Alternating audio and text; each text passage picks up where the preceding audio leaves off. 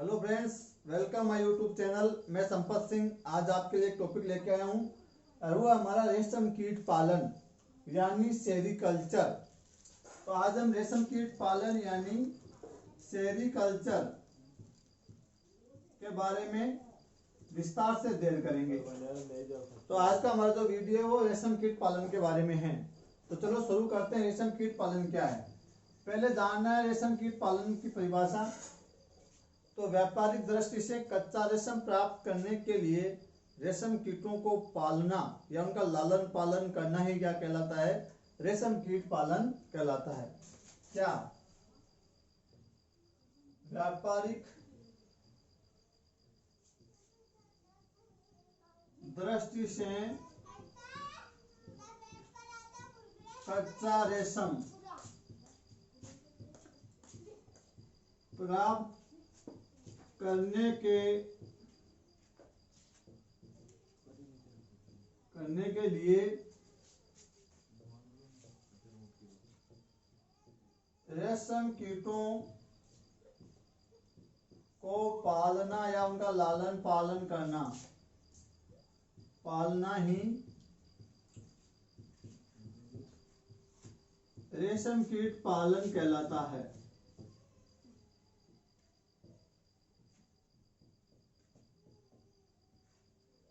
तो साधारण सी परिभाषा आपके समझ में आ चुकी होगी कि व्यापारिक दृष्टि से कच्चा रेशम प्राप्त करने के लिए रेशम कीटों का लालन पालन या उनको पालना ही क्या कहलाता है, रेशम कीट पालन यानी सेरीकल्चर कहलाता है। अब ये जो रेशम कीट से रेशम प्राप्त करना, उससे कपड़े बनने की जो प्रक्रिया वो काफी सदियों पुरानी है और वो हमारे देश के साथ कई देशों का जो है कुटीर उद्योग बन चुका है। तो रेशम का धागा प्राप्त करके उससे रेशम से कपड़े की बुनाई की जाती है और ये काफी लाभप्रद उद्योग हो गया है। तो अगर इसकी खोज की बात करूं, मैं निर्माण की बात करूं, सर्वप्रथम कहाँ हुई थी, तो सर्वप्रथम खोज की बात करें तो 2697 BC की बात है। एक चीन का प्रदेश है और उस प्रदेश का नाम है के क्वांग टी प्रदेश की महारानी, और जिसका नाम था लोरजू, के द्वारा इसके निर्माण की खोज की गई। निर्माण की खोज,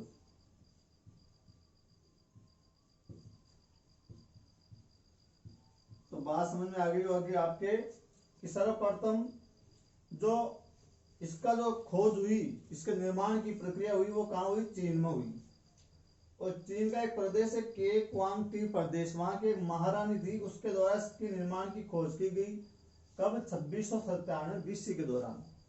तो ये वो जो पद्धति थी रेशम कीट से रेशम का धागा प्राप्त करना और उससे धागे बनाने की प्रक्रिया, वो काफी दिनों तक चीन में ही फली फूली, दूसरे देशों में नहीं जा पाई। फिर धीरे धीरे कुछ व्यापारों द्वारा ये दूसरे देशों में फैल गई। तो आज अगर हम देखें तो रेशम उत्पादन में चीन के बाद जो स्थान आता है वो भारत का आता है।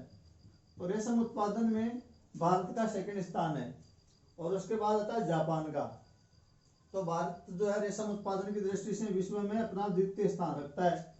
प्रथम रखता है चीन, भारत, जापान में काफी मात्रा में रेशम का उत्पादन किया जाता है।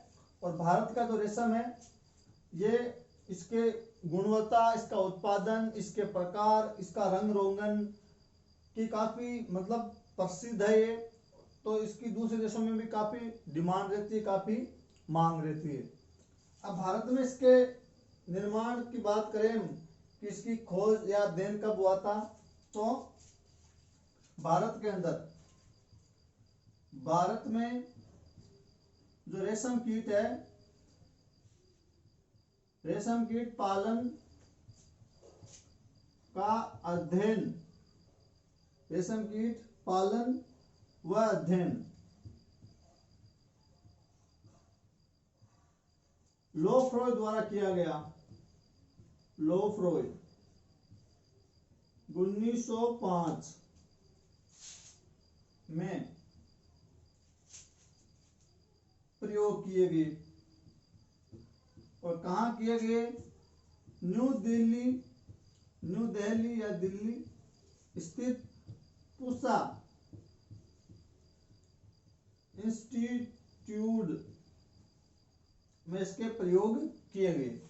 तो देखो 2697 ईस्वी में चीन के क्वांगटी प्रदेश की जो महारानी थी लोर्डूज के द्वारा निर्माण की इसकी खोज की गई और काफी दिनों तक ये प्रक्रिया सिर्फ चीन में फली फूली, उसके बाद अन्य देशों में फैल गई।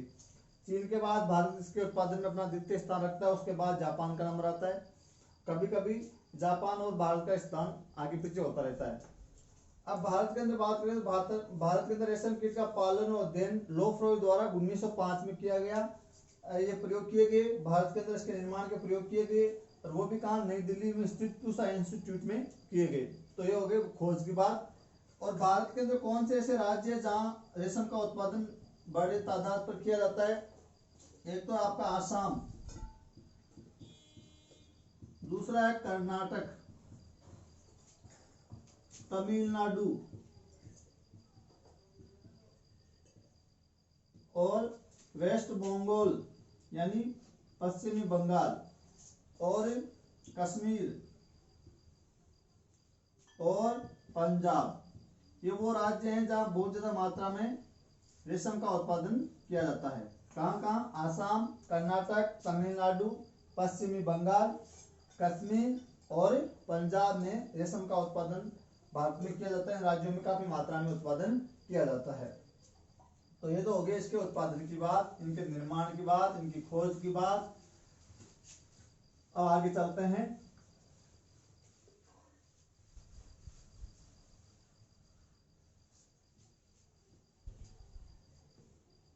आगे बात आती है, देखो रेशम कीट की जो जातियां हैं, जो प्रजातियों कई प्रकार की होती है। जो हम कुछ मेजर प्रजातियों की बात करेंगे कि कौन कौन सी बहुत ज्यादा पॉपुलर है और भारत में कौन सी प्रजाति ज्यादातर काम में ली जाती है। तो रेशम कीट की प्रमुख प्रजातियां, अब ये प्रजातियां किस आधार पर बांटी गई है कि एक तो इनके द्वारा प्राप्त जो सिल्क है, जो रेशम हमको कह रहे हैं उसका नाम, और जो जो कीड़ा है इसका, जो शलभ जिसको बोलते हैं, वो कौन से पादप की पत्तियां खाता है, उसके आधार पर। वैसे बहुत सारी प्रजातियां, लेकिन हम कुछ मेजर प्रजातियों, कुछ प्रमुख इंपोर्टेंट प्रजातियों के बारे में बात करेंगे और उनका उत्पादन, उन सिल्क का उत्पादन या वो प्रजातियां भारत में भी पाई जाती है। तो रेशम कीट की प्रमुख प्रजातियां कौन कौन सी? पहला हम ले रहे हैं, और वो प्रजाति हमारी नंबर एक हम तीन चीज पढ़ेंगे यहाँ। रेशम का नाम क्या है, कौन सा सिल्क हमको प्राप्त होता है, और उस रेशम कीट का वैज्ञानिक नाम क्या है, और तीसरा वो किस पादप की पत्तियां खाता है, अपने भोजन में ग्रहण करता है। तो पहला है मेरा मलबरी सिल्क। मलबरी सिल्क, और सिल्क का मतलब यहाँ क्या है? रेशम है, ठीक है। और मलबरी सिल्क जिस कीट से रेशम कीट से प्राप्त होता है उसका नाम है बोम्बिक्स मोराई। बोम्बिक्स मोराई, और ये खाता है शहतूत की पत्तियां। तो ये शहतूत पर रहता है, इसके लिए शहतूत के बाग लगाने पड़ेंगे। दूसरा हमारा टसर सिल्क या टसर रेशम, टसर सिल्क, और ये जिस रेशम कीट से प्राप्त होता है उसका नाम है एंथेरिया पेफिया। एंथेरिया पेफिया, और यह मिलता है आपके अर्जुन के वृक्ष पर। तो अर्जुन के वृक्ष की पत्तियां ये खाता है। नंबर 3 है हमारा, वो है मूंगा सिल्क। मूंगा सिल्क यानी रेशम, और उस रेशम कीट का नाम है, वैज्ञानिक नाम एंथेरिया आसामेंसिस। एंथेरिया आसामेंसिस, और ये रहता है सोम के वृक्ष पर, उसकी पत्तियां खाता है। अगला हमारा नंबर 4 है, और वो है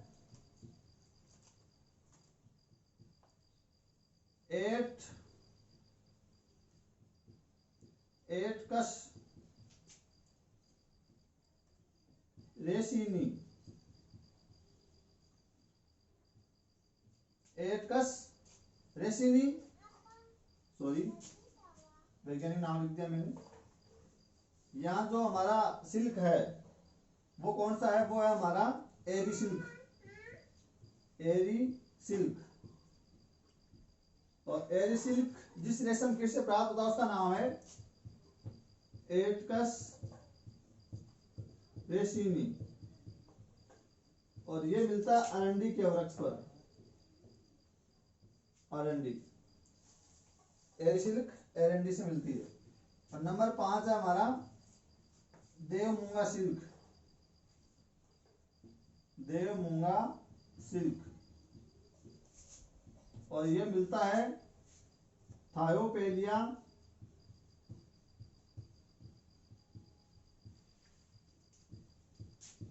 रेलिजियोसा,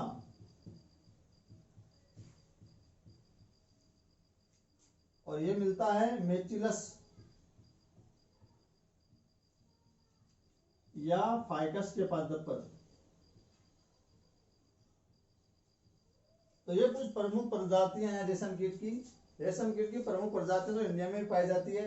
पहला हमारा सिल्क का प्रकार वह मलबरी सिल्क, जिस कीट द्वारा बनाया जाता है उसका नाम है बॉम्बिक्स मोराई, उसका वैज्ञानिक नाम है रेशम कीट का।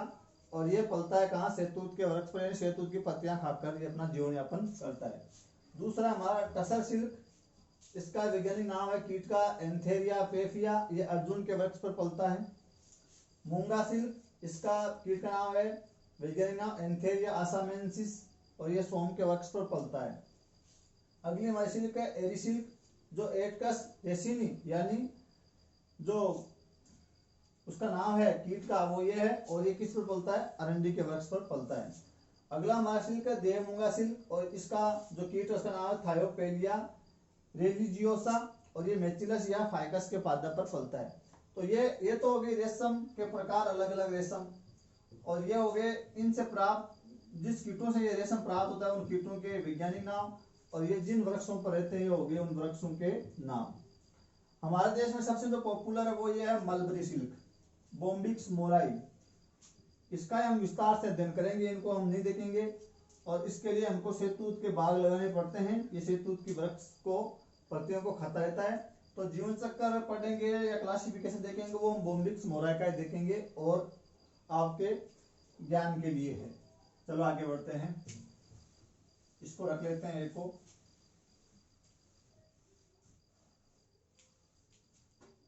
तो ये हमारा कौन सा हो गया, बॉम्बिक्स मोराई।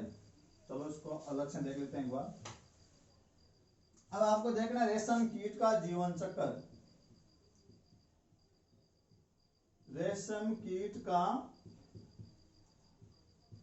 जीवन चक्र, उसका लाइफ साइकिल, यह भी काफी इंपॉर्टेंट है, इससे काफी सवाल बन सकते हैं आपके लिए। तो देखो, और हम किसका देख रहे हैं, ये बॉम्बिक्स मोराई का देख रहे हैं हम।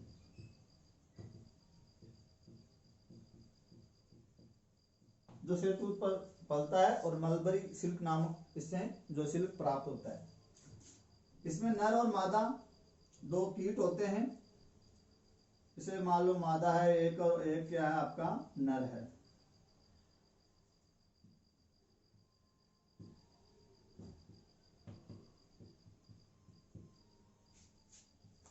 ये मादा और ये नर। इनका रंग देखोगे तो आपको मिलेगा गंदा सफेद रंग, गंदा सफेद रंग के होते हैं दोनों, और इनकी लंबाई होती है लगभग 4 से लेकर 5 सेंटीमीटर लंबे होते हैं। और इसके अंदर आंतरिक निषेचन पाया जाता है, आंतरिक निषेचन। तो नर द्वारा जो शुक्राणु दिए जाते हैं वो मादा के अंदर दिए जाते हैं, और वो निषेचन अंडाणु शुक्राणु का मिलन शरीर के अंदर होता है। तो इनमें आंतरिक निषेचन पाया जाता है। तो निषेचन की क्रिया होने के बाद मादा क्या करेगी, अंडे देगी। अंडे किस पर देगी, शहतूत के पत्तियों पर देगी, क्योंकि ये हम किसको पढ़ रहे हैं, बॉम्बिक्स मोराई पढ़ रहे हैं, मलबरी सिल्क पढ़ रहे हैं। तो शहतूत की जो पत्तियां होती है उस पर ये बहुत सारे अंडे दे देते हैं ऐसे, और अंडे कुछ चिपचिपे लिक्विड के साथ निकलते हैं, इसलिए वो यहाँ चिपक जाते हैं। तो यहाँ हमको 3-4 अवस्थाएं पढ़नी पड़ेगी। कौन कौन सी? जैसे अंडा अवस्था, अंडा अवस्था पहली अवस्था। दूसरी अवस्था क्या आएगी आपका? लार्वा अवस्था, लार्वा अवस्था। तीसरी अवस्था आएगी प्यूपा अवस्था, और चौथी आएगी वयस्क सलभ या मौत अवस्था। तो ये कुछ अवस्थाएं इसके जीवन चक्र में मिलेगी आपको। अंडा अवस्था, लार्वा अवस्था, प्यूपा अवस्था और वयस्क सलभ या मौत अवस्था। तो ये पहली अवस्था आ गई हमारी, कौन सी? अंडा अवस्था। अंडा दिए मादा ने तो आ गई अंडा अवस्था। और ये अवस्था रहती है लगभग 10 दिन के लिए। 10 डेज तक ये अंडे इस पत्ती से चिपके रहते हैं, शहतूत की पत्ती से। फिर इनका परिपक्वन हो जाता है और अंडे का प्रस्फुटन होता है, अंडे फूटते हैं और उनसे निकलता है क्या? लार्वा, या आप उसको कह सकते हो इल्ली। लार्वा या इल्ली निकलता है और उस इल्ली का नाम होता है कैटरपिलर। कैटरपिलर, तो ये आप नाम याद रखना है। जो रेशम कीट का लार्वा उसका नाम क्या होता है? कैटरपिलर नाम होता है उसका, इल्ली का। अब यह आगे इसकी कौन सी अवस्था? लार्वा अवस्था, सेकंड वाली लार्वा अवस्था। इल्ली या उसका नाम दे दिया कैटरपिलर, नाम दे दिया। यह अवस्था बहुत ज्यादा सक्रिय होती है, बहुत ज्यादा सक्रिय अवस्था है। या सबसे ज्यादा सक्रिय अवस्था कौन सी होती है? कैटरपिलर अवस्था होती है, बहुत ज्यादा सक्रिय अवस्था। सक्रिय क्यों बोल रहे हैं? क्योंकि इसमें जो लार्वा निकलता है वो बहुत ज्यादा मात्रा में भोजन करता है। क्यों? क्योंकि आगे की अवस्थाओं के संचालन के लिए ये पूर्ण पोषण प्राप्त करता है, ताकि आगे की अवस्थाएं सही तरीके से हो जाए। तो आगे की अवस्थाओं के सही संचालन के लिए ये ज्यादा से ज्यादा पोषण संचय करता है। तो ये जो लार्वा है वो लंबा बेलनाकार ऐसी संरचना बन जाती है इसमें। ये लंबा बेलनाकार ये लार्वा बन गया और काफी सक्रिय, लगातार शहतूत की पत्तियों को खा रहा है। क्यों? क्योंकि आगे की अवस्थाओं के संचालन के लिए पोषण का संचय जरूरी है। तो ये पत्तियों खाता रहता है, पोषण इकट्ठा करता रहता है। और ये लगभग 7.5 सेंटीमीटर, 7.5 सेंटीमीटर लंबी रचना हो सकती है। और बेलनाकार चिकना सा लंबा सा एक सफेद रंग का लार्वा होता है, इसको कैटरपिलर कहते हैं। अब इसके अंदर 2 रेशम ग्रंथियों का निर्माण होता है, यानी 2 का मतलब एक जोड़ी। तो एक जोड़ी क्या बनती है? रेशम ग्रंथियां डेवलप होती है इसमें। और ये रेशम ग्रंथियां किन का रूपांतरण होती है? लार ग्रंथियों का रूपांतरण होती है। जो लार ग्रंथियां रूपांतरित अपना रूप बदल के क्या बना लेती है? रेशम ग्रंथियां बना लेती है। तो एक जोड़ी में रेशम ग्रंथियां मिलती है। अब ये क्या करता है? इस रेशम, ये लगातार भोजन किया, अच्छा सा पोषण इकट्ठा कर लिया। अब ये क्या कर देगा? भोजन करना बंद कर देगा। अच्छा सा पोषण को संचय कर लिया, अभी भोजन करना बंद कर देगा और इन लार ग्रंथियों से एक द्रव निकालेगा, एक लिक्विड निकलेगा, एक तरल निकलेगा इससे। और वो तरल हवा के संपर्क में आके सूख जाता है। तो ये क्या करता है? वो जो तरल निकलता है वो जैसे हवा के संपर्क में आता है, अपने चारों ओर उसको बुनता रहता है, चारों ओर लपेटता रहता है। तो ये जैसे मान लो ये लार्वा है और ये जो रेशम निकला हवा के संपर्क में है, ये क्या करेगा? अपने चारों ओर उसको लपेटता रहेगा, ऐसे बुनता रहेगा, एक धागे के रूप में इसको ये बुन लेगा अच्छे से। और अभी ये निष्क्रिय अवस्था में है, भोजन करना इसने बंद कर दिया है। और जो लार जो निकल रही है उससे ये रेशम का धागा, जिसको हम कह रहे हैं, जो हवा के संपर्क में आकर सूख गया है, जो प्रोटीन का बना होता है, अभी आगे बात करेंगे। तो ये क्या करता है? अपने चारों ओर उसका आवरण बना लेता है। जो आवरण जो बनता है इस धागे द्वारा, इस रेशम द्वारा, उसको कहते हैं कोकून। और जो लार्वा होता है वो कोकून के अंदर होता है। और किस अवस्था में होता है? निष्क्रिय अवस्था में। भोजन वगैरह बंद कर दिया इसने, निष्क्रिय अवस्था में पड़ा है। तो कोकून के अंदर निष्क्रिय लार्वा को ही क्या कहते हैं? प्यूपा अवस्था। इसको हम बोलेंगे क्या? प्यूपा। या इस प्यूपा का नाम भी दिया गया है क्राइसेलिस। Chrysalis pupa. क्राइसेलिस नाम भी दिया गया है। तो ये क्या है, अपने चारों ओर जो आवरण बूंद रहा है, रेशम का जो धागा बूंद रहा है उसको तो कहेंगे कोकून, और उस आवरण के अंदर जो जीव पड़ा है निष्क्रिय अवस्था में, उस निष्क्रिय जीव को हम कहेंगे प्यूपा, और उस प्यूपा का नाम होता है क्राइसेलिस। तो ये हो गया इसका नाम। अब ये जो अवस्था है लार्वा अवस्था, ये लगभग 30 से 35 दिन की होती है। 30 या 35 दिन तक अच्छा खासा भोजन करता है आगे की अवस्थाओं के लिए। तो ये होगी दूसरी अवस्था, और ये आगे कौन सी अवस्था, तीसरी अवस्था। और अब कौन सा आ जाएगा, वयस्क सलभ अवस्था।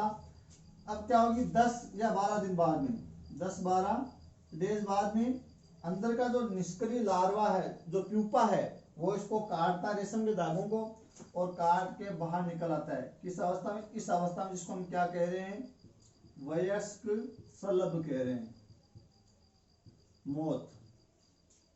तो बात समझ में आ गई होगी, ये इसका जीवन चक्र है। जहाँ शुरुआत हुई वहां इसका एंड हो गया। मादा और नर गंदे सफेद रंग के इनके आधार पर पहचाने जाते हैं। इनमें आंतरिक निषेचन पाया जाता है। इन्होंने अंडे दिए, 10 दिन तक अंडे का परिपक्व हुआ, उनका प्रस्फुटन हुआ, उनसे निकले लार्वा या इल्ली, जिसको नाम दिया कैटरपिलर। ये काफी सक्रिय अवस्था होती है, जिसमें शहतूत की पत्तियों खाकर आगे की अवस्थाओं के लिए पोषण का संचय करता है। लार्वा जो होता है ये लंबा, बेलनाकार, चिकना, व्हाइट रंग का होता है, 7.5 सेंटीमीटर लंबा होता है, और इसमें फिर एक जोड़ी लाल ग्रंथियों का निर्माण होता है, जो रेशम ग्रंथियों का निर्माण होता है, तो लाल ग्रंथियों का रूपांतरण होता है, और ये 30 से 35 दिन तक चलने वाली अवस्था है। अब ये लिक्विड निकलेगा और ये भोजन करना बंद कर देगा, और इसके चारों ओर जो लिक्विड निकल रहा है वो हवा के संपर्क में आकर धागे नुमा संरचना बन जाती है, और अपने चारों ओर लपेटता रहता है। लपेटने जो संरचना बनी, जो खोल बना, उसको कोकून कहते हैं, जो रेशम के धागों से बना हुआ है। अंदर जो निष्क्रिय जो लार्वा पड़ा है उसको कहते हैं प्यूपा, जिसको नाम दे दिया क्राइसेलिस, और ये 10 से 12 दिन तक चलने वाली अवस्था है, तीसरी अवस्था। और उस कोकून का भार आप लोगे तो ये 1.8 से लेकर 2.2 ग्राम का मिलेगा आपको। हमारे देश के अंदर जो रेशम कीट है उसके लगभग 6 से 7 पीढ़ियां तैयार की जाती है एक साल में, 6 से 7 पीढ़ियां। और कोकून का जो भार होता है 1.8 से लेकर 2.2 ग्राम होता है। अब क्या होता है, ये जो कोकून है इसके चारों, ये प्यूपा अवस्था जिसके अंदर 10-12 दिन का समय चलता है, फिर ये इसको काटता है और बाहर निकल आता है, और फिर ये वापस ये रूप ऐसे चलता रहेगा। लेकिन हमको क्या है, रेशम प्राप्त करना है, ये धागा प्राप्त करना, तो ये काट के बाहर आ जाएगा तो हमारा धागा बेकार हो जाएगा, नष्ट हो जाएगा। तो हमको क्या करना है, इन कोकूनों को इकट्ठा करना है और उनको मारना है। तो आगे क्या करना है, देखो इनको छोड़ दो एक बार।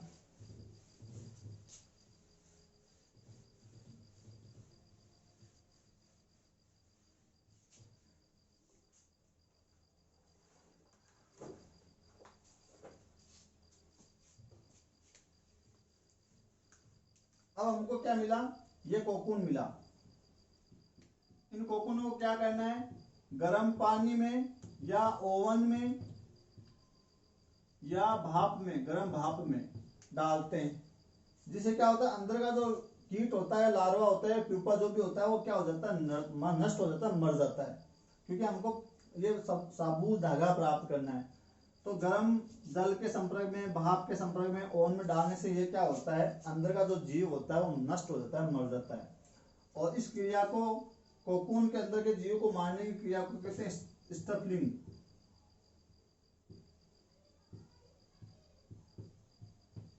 कोकून को मारने की क्रिया, कोकून के अंदर के जीव को मारने की क्रिया को क्या कहते हैं, स्टफलिंग कहते हैं। तो कोकून, अंदर का जो जीव था कोकून के अंदर वो मर गया, जो प्यूपा था क्राइसेलिस वो नष्ट हो गया। अब गर्म पानी के संपर्क में आने से जो धागा था वो मुलायम हो गया और वो उधेड़ने लायक हो गया। अब क्या किया जाएगा, रीलिंग की जाएगी, उस धागे को उधेड़ा जाएगा उस कोकून से, और वो एक कोकून पूरा एक सिंगल धागे से बना होता है, और वो धागा आपको मिल सकता है लगभग 1000 मीटर से लेकर 15,000 मीटर तक लंबा धागा, एक साबुत लंबा धागा मिल सकता है जिसको उधेड़ा जाता है, और उस क्रिया को कहते हैं रीलिंग। अब रील करके उसको एक चक्की पर या जो भी एक होता है संरचना, उस पर इकट्ठा कर लिया जाता है, और वो जो हमको रेशम मिला उसको कच्चा रेशम कहते हैं, कच्चा रेशम या रील्ड रेशम कहते हैं। अब क्या करेंगे, इसी रेशम को, जो कच्चा रेशम मिला इस कोकून से, इसको वापस गर्म पानी से धोएंगे। गर्म पानी से अच्छे से धोएंगे और कई रासायनिक प्रक्रियाओं द्वारा उसको अच्छे से कुछ केमिकल द्वारा धोया जाएगा, जिससे उसमें क्या आ जाएगी, चमक आ जाएगी, चमक दमक आ जाएगी। और फिर उसको उससे क्या बुना जाएगा, आपके रेशे बुने जाएंगे, फाइबर्स बुने जाएंगे उससे। तो रेशे जो हमको मिलेंगे उनको फिर ये कच्चा रेशम से जो आगे जो हमको रेशे प्राप्त हुए, गर्म पानी से धोया, कुछ केमिकल उसमें डाले, उसमें चमक आई, जो हमको रेशम मिला उसको फाइबर रेशम कहते हैं, फाइबर रेशम कहते हैं। ये है वो रेशम जो हमको प्राप्त होता है। तो फाइबर रेशम प्राप्त करने की क्रिया को स्पिनिंग कहते हैं, स्पिनिंग कहते हैं। तो इन कुछ प्रक्रियाओं द्वारा वो धागा इकट्ठा कर लिया जाता है और रेशे बुन लिए जाते हैं, फिर उनसे कपड़ा निर्माण की प्रक्रिया शुरू हो जाती है। अब देखो ये जो हमको हम कह रहे हैं कि जो निकलने वाला जो तरल है वो क्या है, प्रोटीन है। और प्रोटीन के यहाँ दो भाग मिलेंगे। जैसे धागा है उसके आंतरिक भाग तो बना होता है फाइब्रिन प्रोटीन का, फाइब्रिन प्रोटीन का। भीतरी भाग तो किसका बना हुआ है, फाइब्रिन प्रोटीन का। और बाहरी भाग रेशे का, ये रेशा है जो प्रोटीन का बना हुआ है। दो प्रकार की प्रोटीन है, भीतरी भाग तो बना हुआ है फाइब्रिन प्रोटीन से और बाहरी भाग बना हुआ है सेरिसिन प्रोटीन से, सेरिसिन प्रोटीन से। तो ये रेशा जो प्रोटीन का बना हुआ है उसके दो भाग है, भीतरी भाग फाइब्रिन प्रोटीन का और बाहरी भाग सेरिसिन प्रोटीन का। लंबाई कितनी है, 1000 से लेकर 15000 मीटर लंबा धागा है और उसको इस प्रोसेस द्वारा उसको इकट्ठा किया जाता है और उससे कपड़ों की बुनाई की जाती है। तो ये हो गया उसका जीवन चक्र।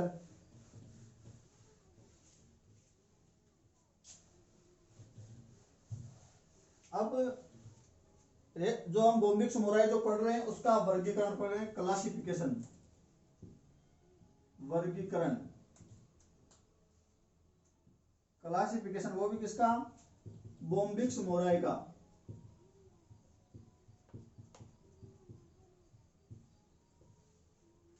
तो वर्गीकरण में पहले हम देखेंगे उसका संघ, किस संघ का वो कीट है। तो इसका संघ होता है आर्थ्रोपोडा। तो ये आर्थ्रोपोडा संघ का जो जीव है। फिर आता है इसका वर्ग, किस वर्ग का ये कीट है। तो ये है इंसेक्टा वर्ग का। तो इंसेक्टा वर्ग में किसको रखा है, कीटों को रखा गया, तो इसको कीट वर्ग भी कहते हैं, इंसेक्टा। फिर आता है उसका गण, और गण होता है लेपिडोप्टेरा, लेपिडोप्टेरा। फिर आता है इसका कुल, तो कुल होता है इसका बोम्बिसिडी। फिर आता है इसका वंश, और वंश आती है बोम्बिक्स। और लास्ट आती है इसकी जाति, और जाति हो गई मोराई। ये आपको पता है वंश और जाति को मिलाकर उसका वैज्ञानिक नाम दिया जाता है। वंश और जाति को मिलाकर क्या दिया जाता है, वैज्ञानिक नाम। तो ये हो गया इसका बोम्बिक्स मोराई। तो संघ हो गया आर्थ्रोपोडा, वर्ग हो गया इंसेक्टा कीट वर्ग, गण हो गया लेपिडोप्टेरा, कुल हो गया बोम्बिसिडी, वंश हो गया बोम्बिक्स और जाति हो गई मोराई। और वंश और जाति को मिलाकर क्या दिया जाता है, वैज्ञानिक नाम। तो दोनों नामों को मिलाकर हम दे देंगे वैज्ञानिक नाम बोम्बिक्स मोराई। तो ये हो गया बोम्बिक्स मोराई का वर्गीकरण, क्लासिफिकेशन हो गया उसका।